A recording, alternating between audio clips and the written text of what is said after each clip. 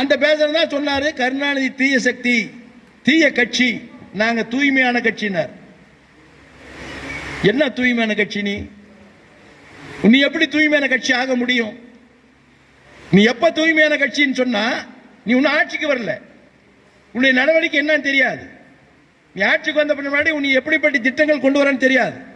அந்த திட்டம் கொண்டு வந்த பின்னாடி எவ்வளவு ஒழுக்கமா அந்த திட்டத்தை நிறைவேற்றுறன்னு சொல்ல முடியாது. ரெண்டாவது, உன்னுடைய கட்சியிலேயே நீ ஆரம்பிக்கும் போது உன்னுடைய ரசிகரோடு ஆரம்பிச்ச, அந்த ரசிகரோடு ஆரம்பிச்சா ஒரு தனித்தன்மை உள்ள கட்சின்னு சொல்லலாம். இன்னைக்கு பல்வேறு கட்சியிலிருந்து உன்னோட வந்திருக்காங்க. அப்படி வந்தவங்க யார் தெரியுமா? சந்தர்ப்பவாதிகள். எங்க இடம் கிடைக்கும், எங்க வாய்ப்பு கிடைக்கும், எங்க வசதியான தலைமை பொறுப்பு கிடைக்கும், அங்க கிடைச்சா எங்க அடுத்த தேர்தல் நாம ஒரு பதவிக்கு வரலாம் அப்படின்னு நினைக்கிறவங்க தான் உன்னோட சேர்ந்திருக்காங்க. உங்க கொள்கை பரப்பச்ச எல்லாம் யாரு?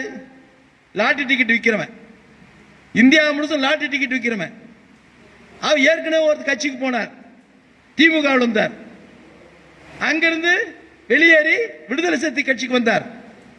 அங்க விடுதலை சிறுத்தை தலைவர் திரு தொல்மாவன் அவர்கள் பெரிய பதவியை கொடுத்தார், அங்க சண்டை விட்டார், அங்கிருந்து வெளியே வந்தார்.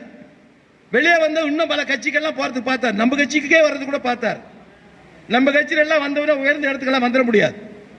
ஏன்னா அது உழைக்கிறவனுக்கு கட்சி, உழைக்கிற கட்சினாலதான் இன்னைக்கு ஒண்ணுமே இல்லாத கிராமப்புறத்தில் இருந்த ஒரு சாதாரண எடப்பாடி பழனிசாமி இந்த கட்சிக்கு போச்சு ஆயிருக்கிறான்னா உழைச்சி உழைச்சி உழைச்சி தலைவருடைய நல்ல பேர் வாங்கி அவருடைய உயர்வாலும் அவருடைய எண்ணத்தாலும் தொண்டனுடைய சந்தோஷத்தாலும் இந்த இடத்துக்கு வந்திருக்கிறோம்.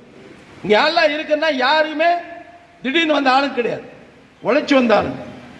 அவர்கிட்ட இருக்கிற ஆளுங்க சந்தர்ப்பவாதிகள், ஏதோ ஒரு வகையில் ஒரு பதவிக்கு வரும். அது மாதிரி தான் நம்ம கட்சியிலிருந்து ஒரு ஆள் போயிருக்கான், நம்ம கட்சியிலிருந்து ஒரு ஆள் போயிருக்கார், திரு செங்கோட்டையன். இந்த செங்கோட்டையன் யாருக்கு தெரியும்?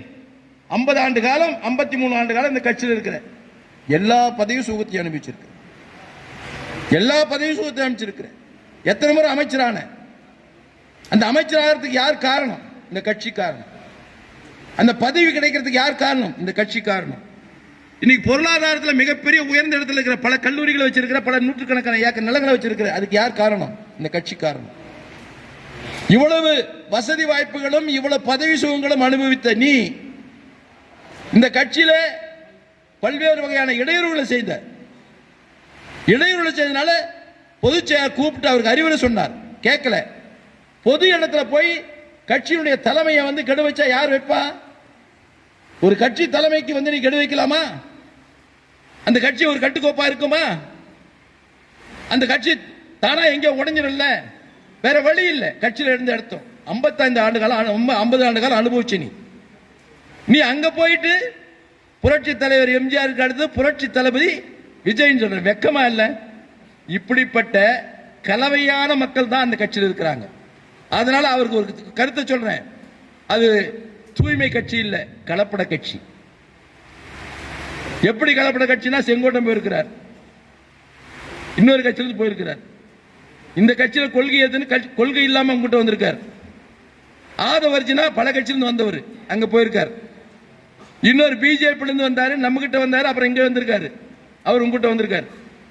இப்படி எங்க வாய்ப்பு கிடைக்குது என்று சுத்துகின்ற ஒரு கூட்டம் உன்னிடத்தில் வந்திருக்கிறது. நீ ஜாகிரதையா இருக்கணும். நாளைக்கு உன்னையும் காலி பண்ணிட்டு வேற ஏதாவது போயிடுவாங்க. அப்படியாப்பட்ட ஆள் தான் இருக்காங்க.